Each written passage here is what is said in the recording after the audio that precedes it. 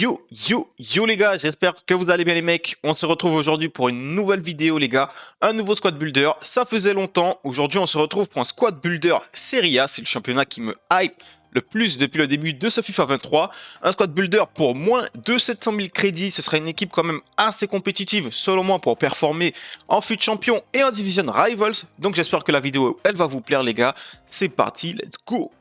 Donc voilà les gars, on se retrouve sur FIFA et comme d'habitude, on va commencer par le gardien et vous avez l'habitude, si vous me suivez les gars, vous savez que le gardien pour moi, c'est vraiment aléatoire. Donc que ce soit Mike Maignan, Chesney, Handanovic ou je ne sais qui les gars, ça change rien pour moi. Si le gardien, il doit arrêter les buts, il va les arrêter. S'il doit les prendre, il va les prendre.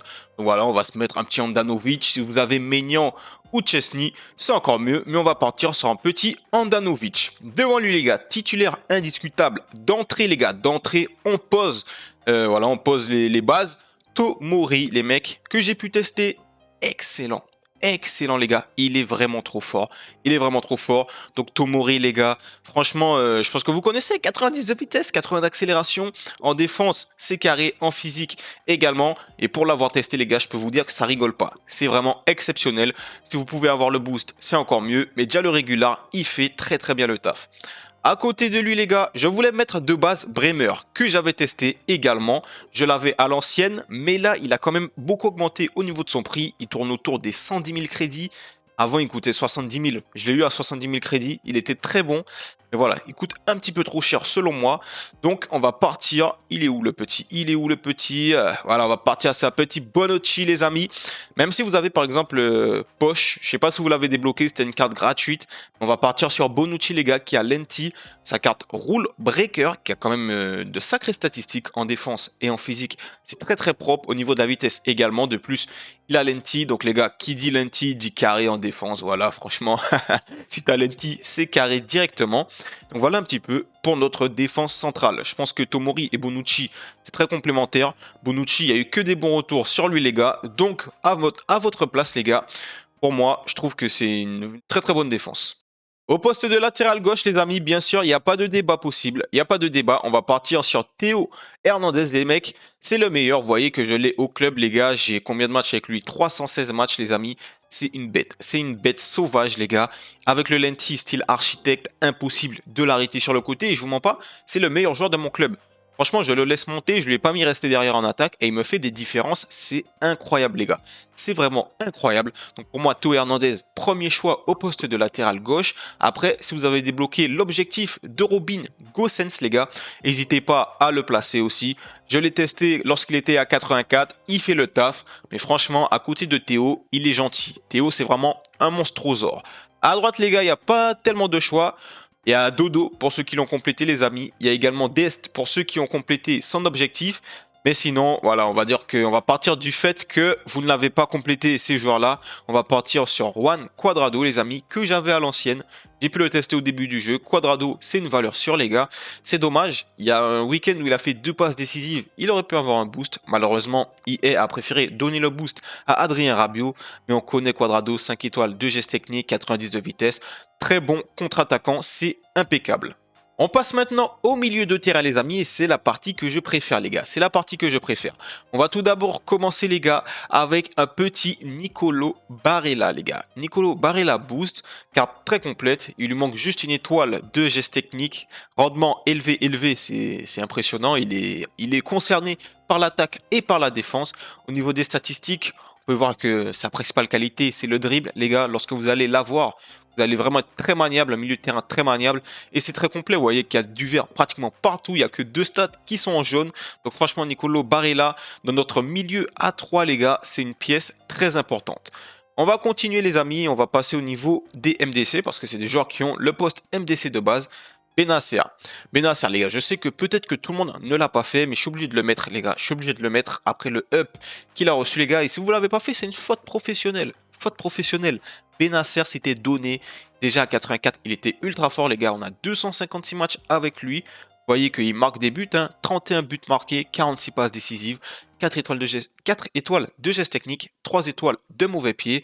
Les gars, lui aussi, c'est du très lourd. Comme Barella, très complet, que 3 statistiques En jaune, les gars, au niveau du dribble, c'est phénoménal. Là, on a vraiment des manieurs de ballon, mais qui savent défendre également, qui ont de l'agressivité. 94 d'agressivité et Benasser.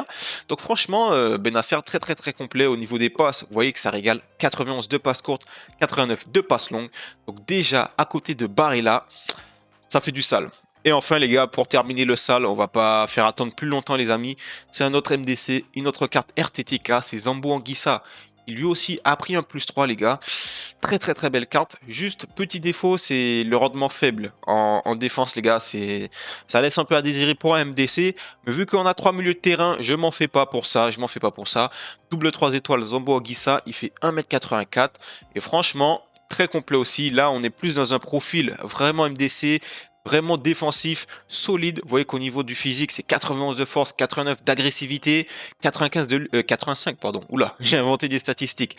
85 de lucidité défensive, 94 de tacle debout. Là, on est plus sur quand même un mec qui se rapproche du niveau d'un vrai MDC, beaucoup plus solide. Donc là, on a un vrai milieu A3 qui sera ultra solide. On passe maintenant les amis au niveau de l'attaque. On va tout d'abord commencer sur le côté gauche les gars et si je me trompe pas, voilà, ça sera Raphaël Leao parce qu'on n'a pas beaucoup d'options. On a le Théo Hernandez out of position qui est pour moi l'une des pires cartes de l'histoire qui soit sortie. Je déteste cette carte. On a Lozano également qui est une alternative sympa.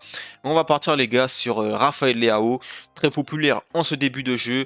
Leao voilà, c'est double 4 étoiles. Beaucoup de vitesse.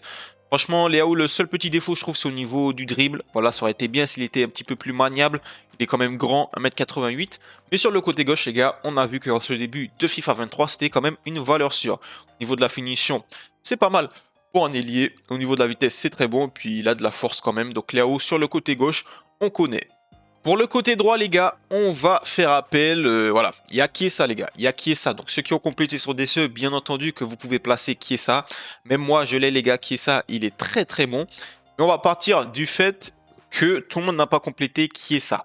On va partir sur une carte, il y a beaucoup de RTTK en série. On va partir sur Jonathan Ikoné, qui lui aussi a eu un beau up.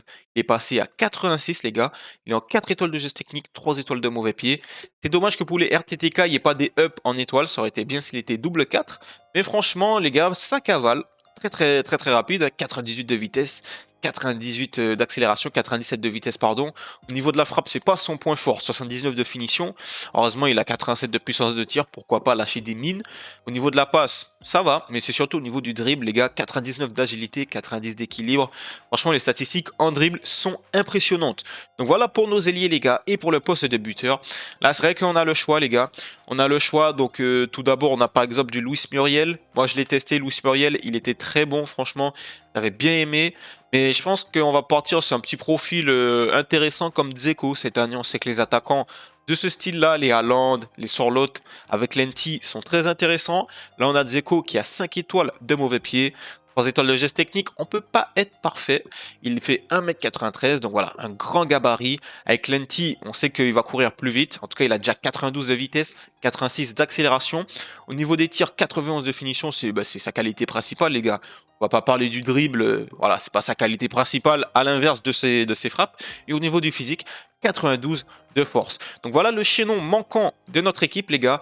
Et cette équipe-là, on la joue en 4-3-2-1, les gars. Donc 4-3-2-1, si on cherche le 4-3-2-1, les gars, attendez, on le cherche, le 4-3-2-1, il est où? Donc voilà, les gars, à quoi ressemble le 4-3-2-1. Franchement, on a un milieu à 3. On a des attaquants ailiers, les ailiers Leao et Ikoné qui sont quand même rapprochés de Dzeko. Et si vous voulez une tactique perso en 4-3-2-1, j'en ai une pour vous, c'est celle que j'utilise. C'est pas moi qui l'ai inventée, mais je la trouve très intéressante. Donc je vous mets le lien de la tactique dans la description. Mais pour moi, les gars, je trouve que cette équipe, elle a vraiment de la gueule. Pourquoi pas me faire cette équipe pour un petit FUT Champion spécial Serie A. On verra, en tout cas la semaine prochaine, c'est FUT Champion spécial La Liga. Mais j'espère que cette équipe, elle vous plaît. Donc voilà les gars, on arrive à la fin de cette vidéo. Petit squad builder sympa, je trouve l'équipe très intéressante, quand même assez originale. Voilà, la Serie A, c'est pas les joueurs les plus utilisés par la communauté. J'espère que la vidéo, elle vous a plu. Si c'est le cas, pensez à lâcher le pouce bleu, à partager la vidéo. Vous connaissez déjà tout le tralala. Moi, je vous dis à la semaine... pas la semaine prochaine, qu'est-ce que je raconte? À la prochaine vidéo, les gars. La paix sur vous. Peace.